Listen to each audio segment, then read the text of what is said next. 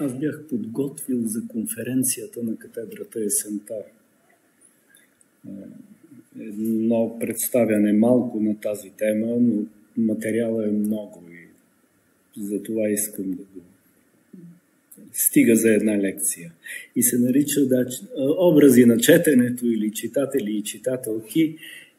И избрах 18-19 век, защото тогава е силното време на четенето. Уви, това културно умение, четенето трае доста кратко от гледна точка на историята на културата, масовото четене. То започва към последните 2 десетилетия на 18 век, най-напред. Да не изброявам в кои страни в Европа това става, общо взето в тези страни, в които се появява модерността, ще рече Франция, Англия, Германия, Нидерландия, и е свързано с общо образование. Чете се и преди това. Не, в протестантските страни се чете преди това, защото всеки, без разлика, момчето и момичета, всеки трябва да може да чете Библията, за да има непосредствена връзка с Бога. Непосредствено означава не чрез свещеника, който е посредник между вярващите и Бога, но когато аз чета сам било Библията, било само Новия Завет, тогава моята връзка може да бъде през текста непосредствена и ще го видим в първото изображение. Но от 18, особено 19 век, натам, когато се създават повечето национални страни в Европа, България с национални държави, четенето става важно, защото то е достъп до историята и всяка национална държава създава своя история, защото пък миналото е важно, колкото по-голяма древност и документи и материални паметници, толкова повече се издига значимостта на националното. А пък и като казвам, че е кратка, до появата на 19 век го разбирам според една определена теория, че трае до 1914 година. Да кажем, към 1700 самия край на 1790 до 1914, когато започва Първата световна война. Август месец.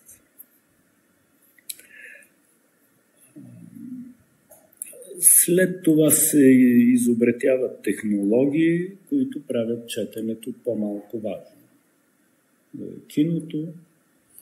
Още 1927 година един френски режисьор Абел Ганс прокламира манифестно, че епохата на образа е настъпила. 1927. След това имаме телевизията, радиото, разбира се, преди телевизията, а сега от 2 десетилетия с последните технологии не може да се каже, че четенето има конкурентна способност, да използвам този термин. И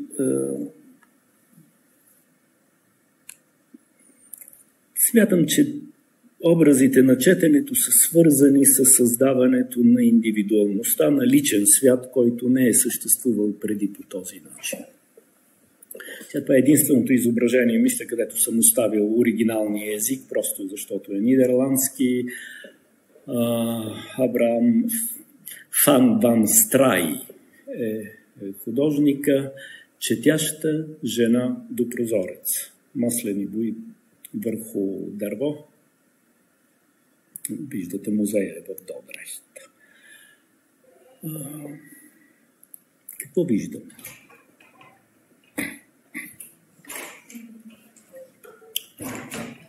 Да кажа общо, че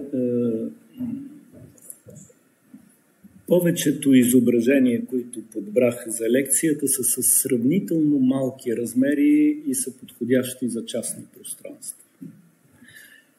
И представят частни пространства. Сега, частното пространство, личното пространство се формира в определен момент.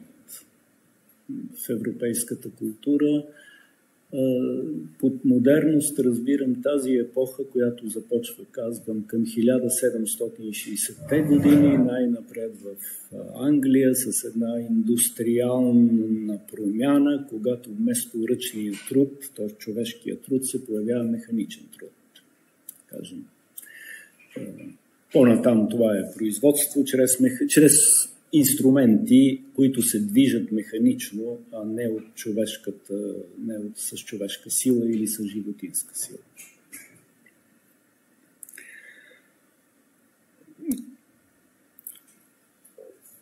Към изображението, т.е. започва тогава модерността и да кажем трае някъде между 60-те и 80-те години на 20 век, след което приключва и смятам, че отдавна сме в някаква друга епоха, но названията са различни. Домашна обстановка, възрастна госпожа, която е направена като два големи обема някак. Чете в една книга с този размер, книгата, който чете с голяма вероятност е Библията. Не ми е достатъчно това свидетелство, че книгата е голяма или че е религиозна, ако не е Библията, нали, биха могли и да е друга книга. Обаче в силуета, който се издига над останалите, точно в центъра на прозореца е църква.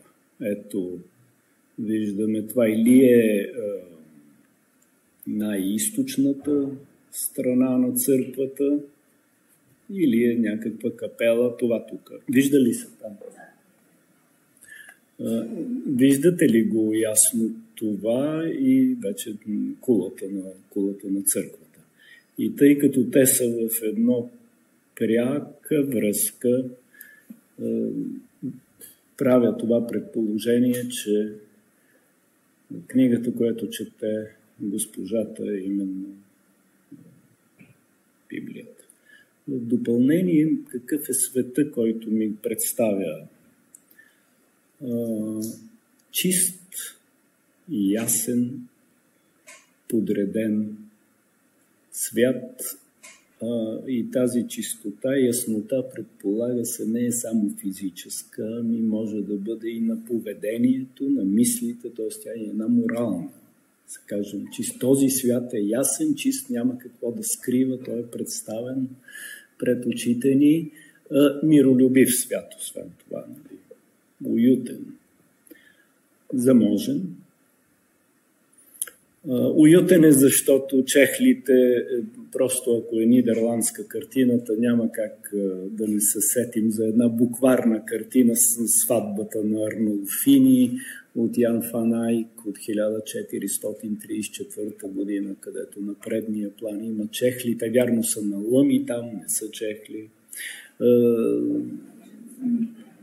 Сега, докато ви разказвам, ми идва тази асоциация, поради което не съм сложил картината на сватбата на Арнолфини, но дори и да не направя тази асоциация, чехлите така поставени са, нали, свидетелство за една домашна обстановка.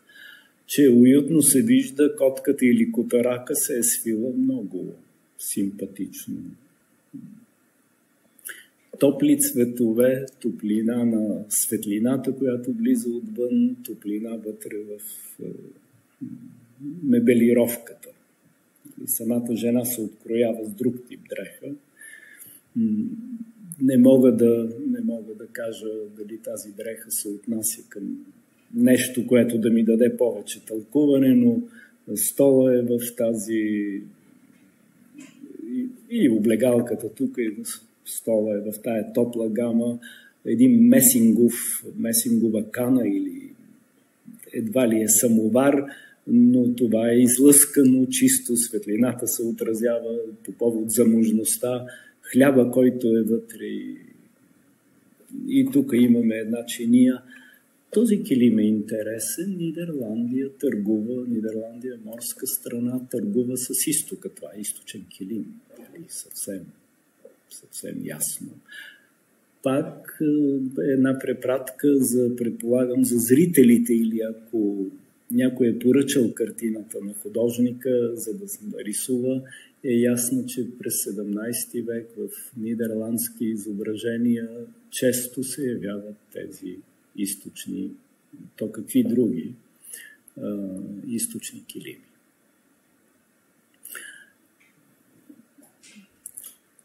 Килим отдолу, върху дъските в тази гама, съндъка, изобщо дървата, т.е. дървената рамка на вратата на прозореца, дървен е предполагаемия втория етаж, ако го има, изобщо здрав, стабилен, подреден свят, топъл, светъл. Навън какво се вижда? И същата подреденост. Някой работи, все пак имаме иерархия социална. Нали? Тази госпожата е госпожа, тя чете, а някой работи или ще поливат цветята, но точи се вода от чешмата. Но водата е в двора, не се носи от някъде с менци или с кобилица или с гюмове или чебари. Тя е в двора. Дървета, различни подробности. Тук е една по-висока сграда, която ни казва, че сме в една градска среда. Все пак градска среда, къща двор. Следя основната си мисъл, че става дума за едно индивидуално, за лично пространство, което не е затворено спрямо външния свят, но е достатъчно обособено. Пак предполагам, че и това важно. Ние сме на север, отворения прозорец, топло време. То се вижда и по растителността, но сега отворения прозорец показва, че този вътрешен свят е свързан с външния, но външния е ограничен. Не виждаме планини някакви в Нидерландия, не би могло или по-далечно. Така, много се разпрострях в тази... Картината, файла ми го изпрати доцент Теофилова, така че на нея дължа знанието си за това изображение. И понеже много ми хареса, имаше какво да се гледа. Съвсем други подробности са, в някои изображения се вижда по-добре. Тези плочки, които са навън, нали? Това е стаята, има някакво предверие, преди да се излезе плочките, обичайни за нидерландските картини, устойчиви тези. Явно са били важни на стила. Ето не само, ама или този тип керамиди, които се виждат изработени. Тая материална среда, понякога не знам как да си набавя повече знания, откъде да прочета малко, но ми е интересно. Така, това ви го казах. Една друга картина. Аз преди малко подреждах дали на това да са по-в средата буквите. Този художник рисува интериори, жени, мъже в интериори, такава буржуазна среда, т.е. среда, която е образована, която е сравнително заможна и която се занимава с тази дейност, четене или писане. Този мъж чете на светлината на лампа. 19 век сме, нямаме електричество. В началото на 19 век това са свещи и това изобретение му позволява първо да свещите, този абажур, светлината много да не трепка от дишането и да не ти се постоянно сенките върху страницата. Когато свещите изгарят, има един механизъм, Значи ето го това тук. И с този механизъм може да се сваля абажура, така че постоянно светлината пада само, не е в очите, а пада върху страницата, което се и вижда тук. Такова първоначално техническо изобретение за улесняващо, създаващо удобство при четенето.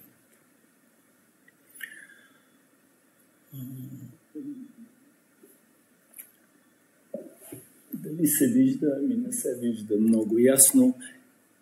Имаме една етажерка ясно, но тук отдолу има колелета. Тая етажерка се движи. Значи, техническото е представено в този свят.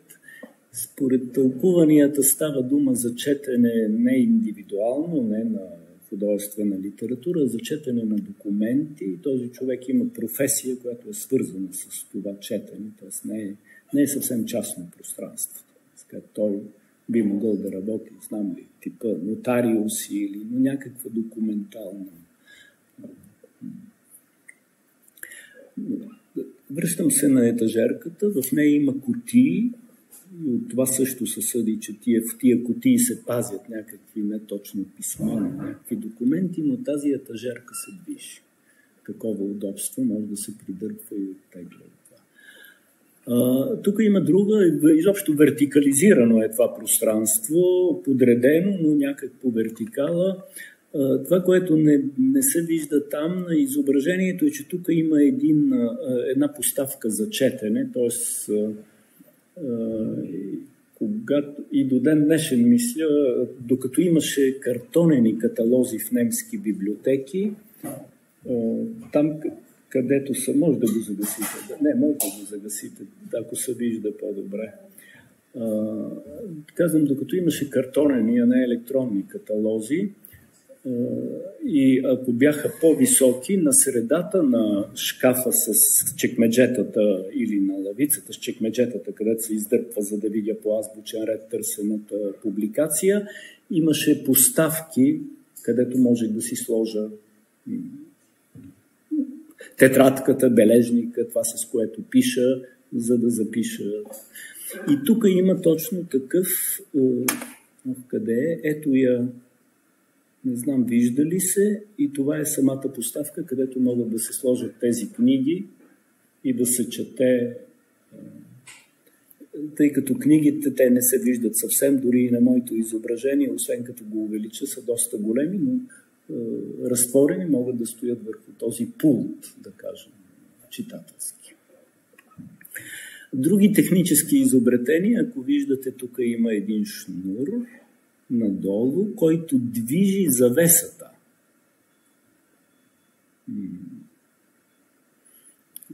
Може да я спуска и да я вдига, и тази завеса е надиплена. Сега, само по себе си това е интересно, как се появява тази техника.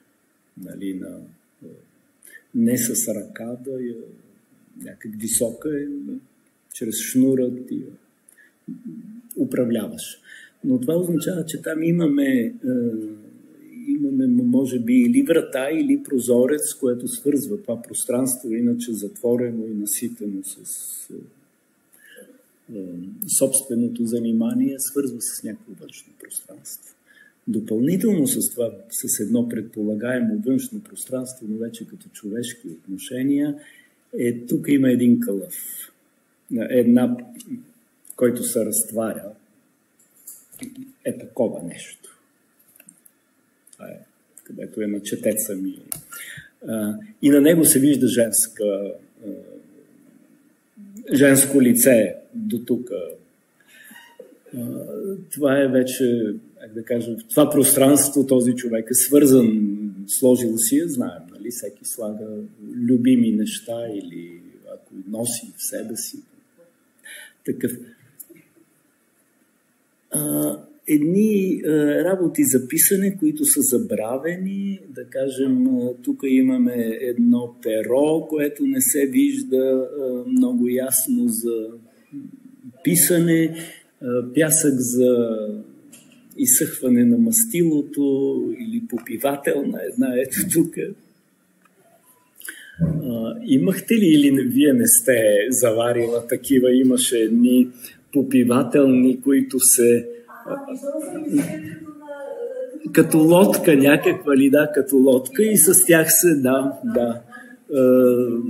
Аз ви казвах, че с мастилниците при момчетата не беше хубаво, защото на една определена възраст момчетата хвърляхме чантите един срещу друг, нали, много енергия, а какво ставаше с мастилницата вътре, можете да се досетите. И в къщи как се преписваха, вярно по изключение тетрадки, тъй като мастилницата се е разляла. Да. Така, но това са...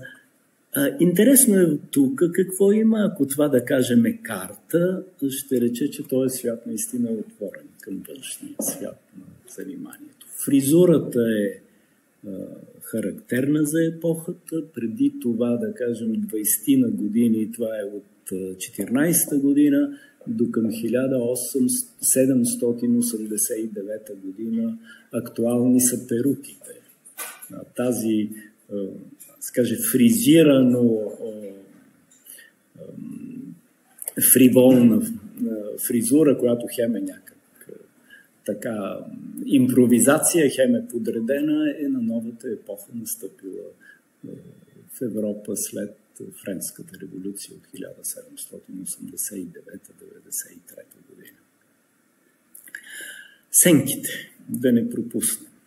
Сенките, които се виждат от лампата, над главата на четящия мъж, над етажерката, упряна до стената, ето тази сянка имам предвид, и особено нарушават поне спокойствието или съсредоточеността на това пространство, някак са необясними, леко заплашителни. Не се свързват с рационалната подредба на пространството, което виждаме, нито с тези механизми, които човек командва. Рационално казвам, вижте сенките, които падат, нали, под прав ъгъл, и ако това са плочки, може би също, ако не са сенки, голяма новост от движенето на колела на тази етажерка. Тези сенки са в литературата тълкувани неведнъж, защото изглеждат заплашително. Влиза някаква... Мъжа не я забелязва, но тя е около него, тази заплаха. Може да не го засегне, но присъства. Този музей, да кажа две думи, Оскар Райнхард в Винтертур е много богат и е подбиран с голям вкус изобщо швейцарските колекции, които познавам по каталози, с богати и заслужават, как да кажа, и посещението или поне запознаването само през каталози с хубави обяснения, това, което аз имам каталога от този музей, не съм бил там, но е с едно много хубаво обяснение. Отделните произведения.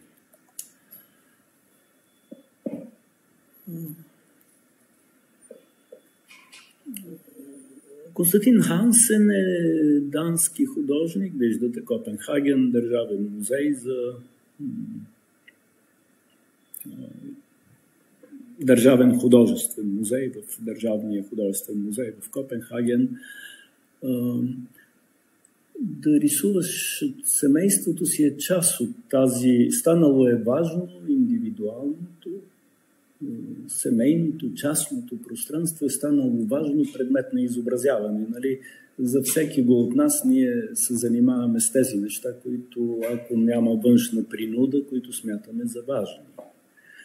И да кажем, да не се изобразява религиозен сюжет, в който някой чете, примерно Мария Магдалина чете или Свети Иероним чете. Тук четат, не може да се каже какво, но те са погълнати от четенето, много им е интересно. Казва се ясно, че момичетата в 1826 година, поне в определена страна, са образовани и те на колко години можем да кажем да са 12-13. Едната е по-голяма, другата е по-малка, но и двете с голямо участие следят това, което е изписано вътре. Две неща са важни: личното, изобразявам семейството си, и второ, че те могат да четат и четат по този начин. Облеклото е почти униформено, виждате, то е еднакво, но изглежда характера на двете показва, различните цветове показват различни. Може просто да си въобразяваме какво е по-топлият цвят, по-малкият, разпуснатата коса на едната сестра, сплетената коса на другата. Нали? Явно няма, или общо взето плитките са обичайното да е сплетена косата. Предполагам, че се знае повече за сестрите и защо едната така си е пуснала косата и дали това има допълнително значение. Сигурно. Размера виждате, това е предназначено за собственото пространство. Като човек се гледа как става с годините това, ами както е с снимките.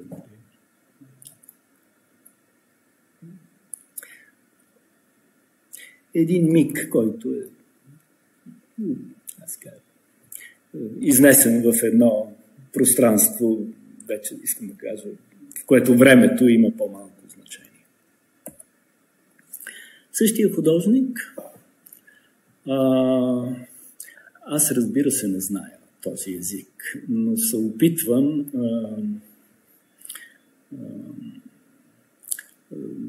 да оставя оригиналите, и ако се ориентирам, това трябва да означава най-старата сестра на художник.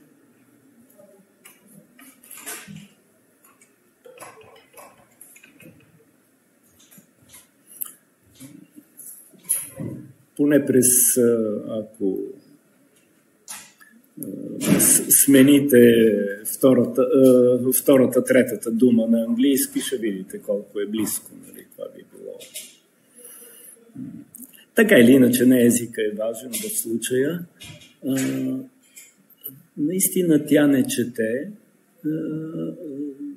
Друг момент, който се използва, книгата е затворена, като да е влязал някой или тя да има асоциация, да й е важно нещо да осмисли, и е затворила книгата и е в този момент на или е на съсредоточаване и мислене върху това, което чете, или някой е влязал и тя се е обърнала към него. Прозорецът е важен. Нейният свят е свързан с външния. Малко наистина, но не е затворен. Свят не е както е тук, да кажем.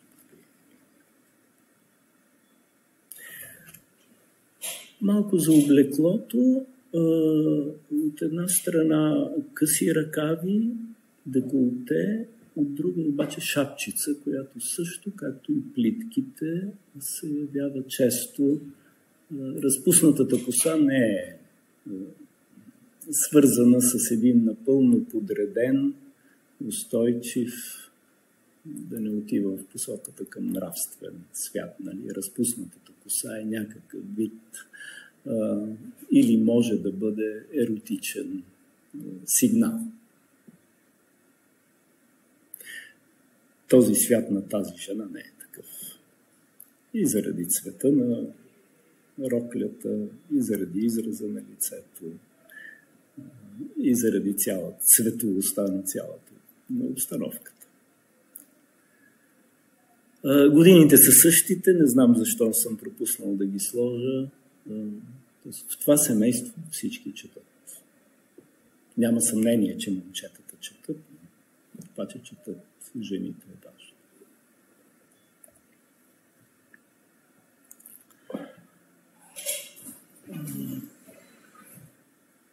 Този художник не зная да влиза в букварите по история на европейското изкуство на модерността, може би влиза, но това е 2013 година в един голям музей Щедел в Франкфурт на Майн имаше изложба озаглавена най-обичания немски художник.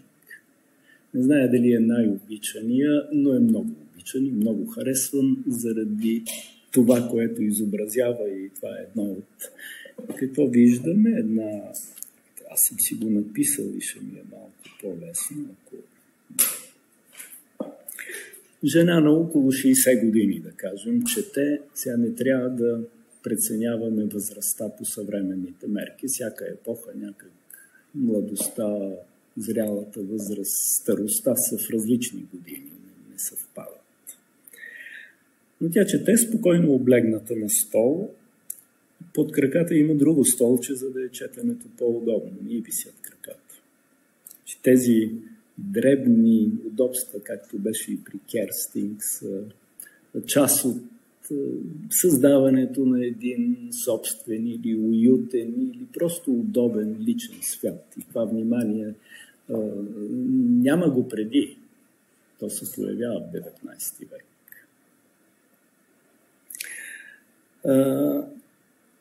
Тя обаче не чете, например, да е седнала на мека мебел или на маса, и което означава, че четенето все пак няма да бъде много дълго. Тоест това не е основната дейност в делника на тази жена.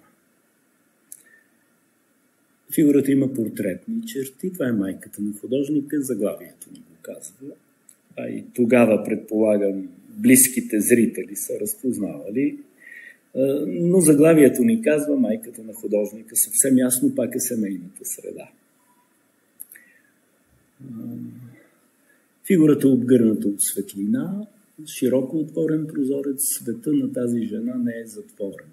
Той е свързан с външния свят, а там далече се вижда една пак онзи момент от уюта на вътрешното или на близкия екстериор, котката.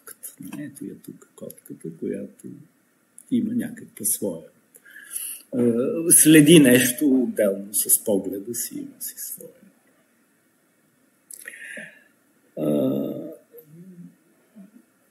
Какво може да ми каже ползата на четящата жена, както и светлината, равновесие, просветленост, чистота на обстановката, простота на тази обстановка.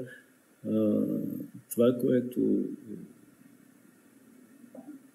няма как да не ни направи днес впечатление, колко малко предмети има в изображението от 19 век. Спрямо съвременното насищане с предмети на интериорите. И то не е, да кажем, защото художника е махнал предметите, които са вътре. Няма ги. Те са малко.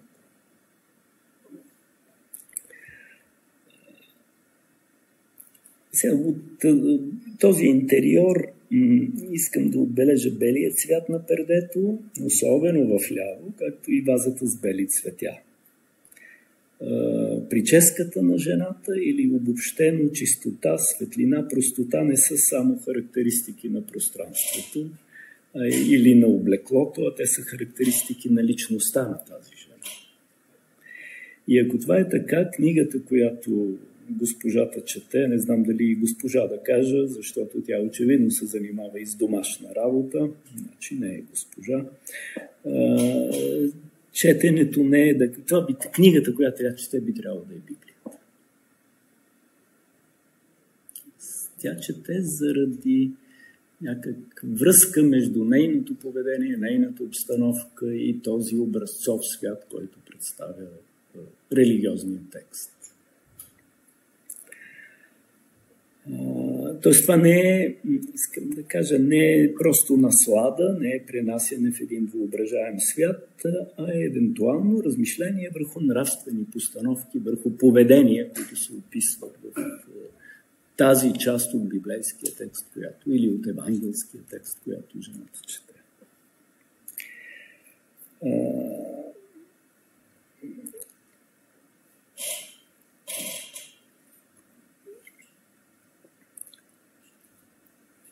че става дума за Библията. Намирам потвърждение в друга картина на художника от същото време, където пак семейната среда, портретно, разбира се, но тук са важни, казано ни е в заглавието, коя е книгата. Обстановка всъщност няма. Имаме книгата и двете жени, които са свързани, както двете сестри бяха свързани са, но тук като връзките да са повече, нали? Червената забрадка, червената кърпа, бялата, белотата, и двете четат, не едната да чете на глас, и възрастната жена, и младата могат да четат, и да са в отношение към нравствени, да кажем, постановки, към ценности. Сега сама по себе си това може да бъде една консервативна среда, нали, в която религиозното, устойчивото да определя начина на живот. Аз следя това за личния свят, т.е. личен свят, който е положен върху едни нравствени ценности. Тук през обстановката е по-ясно какви са тази. Казвам чистота и простота. Света, в който се живее. Пак същия художник. Малко по-сложно, психологически. Не знам след това дали да не направим почивка късно. Добре. Само тази картина. Все те си средата на 1860-те, следващото десетилетие, пак тази тематика е. И семействата са по-многолюдни, това можем да установим. Но не, картините ни дават тия документи, може разбира се, от исторически съчинения, с демографски данни. Но имаме две различни състояния и аз заради това съм го сложил. Сестрата чете, съсредоточена в това, което прави, и четенето е, кажем, не е онази традиционна женска дейност, която също е изобразявана през 19 век, ще рече било хурка, вретено, т.е.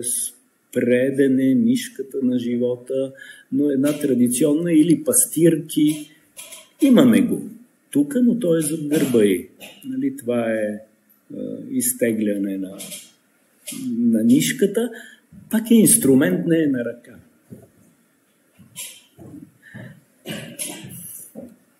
Би ми се искало да знам малко повече за този тип. Има ли връзка между четящото момиче и тази дейност? Ами мисля, че има, защото нейната пола и тези две пандалки са в един и същи цвят и обичайно в изкуството, в изображенията тези неща имат значение. Както си мисля, че и цвета на пердето и цвета на блузата и също имат значение и че това перде до някъде пропуска светлината и едновременно я спира, това е преди прозореца, който е връзката с външния свят, но имаме светлина в тази стая и тази стая света не е затворен, не е изолиран от външния свят. И това, което чете, и светлината пада върху страницата, предполагаемо има отношение, не е такъв солипсистки свят, само интересуваш се от себе си. Каква може да е книгата? Това няма как да кажем, но отгоре имаме разпятие. И един портрет с една, може би, женско лице, което гледа сериозно. Ако свържа с други картини на художника, мога да се питам дали това не е майката. Не е религиозен сюжета на това изображение. Портретно е, но се вижда само лицето, до някъде ръцете, но и като портрета да гледа към масата или към това, което става в стаята сега. С една дума, четенето е едно сериозно занимание и е свързано с личността на четящото. Момчето обаче не изглежда така. То би трябвало също да чете, но не прави това, обърнало се, позата върху стола е една неравновесна поза, неудобна. Нали? Ръката е прехвърлена, във всеки случай не е на масата, няма старание. В едно състояние на нежелание да извършва това, което извършва сестрата или това поне, което той трябва да прави. И като да иска да стане от стола, пък не е станал в едно като да е между две, в една неопределеност какво точно да прави. Израза на лицето, разбира се, също важен. Как е облечен? Изглежда като костюм, като нещо, което е подготовка не в къщи да стои по този начин. Облечен, обувки, нали, това не са чехли, като да трябва да се подготви за нещо, което предстои, но той по някаква причина не желае. Сега можем да направим също такива изводи, старание, липса на старание, като да има оценка или просто да симпатично да се отнесем към момчето, да се опитаме да разберем каква е причината, защо той не желае да се обърне към масата и да се изпълнява някаква задача. Или не може, или не е сигурен, така или иначе.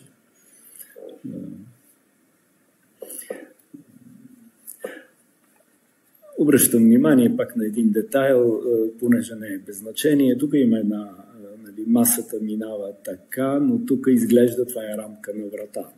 Пак има връзка с друго пространство. Проста среда, като обстановка. Предметите са, виждате, не мога да гадая какво е това малко изображение тук, но всъщност извън портрета, разпятието, това мъничко и тази, това би трябвало да е хурката за изтегляне, пердето отгоре с тая допълнителна завеса, друго няма.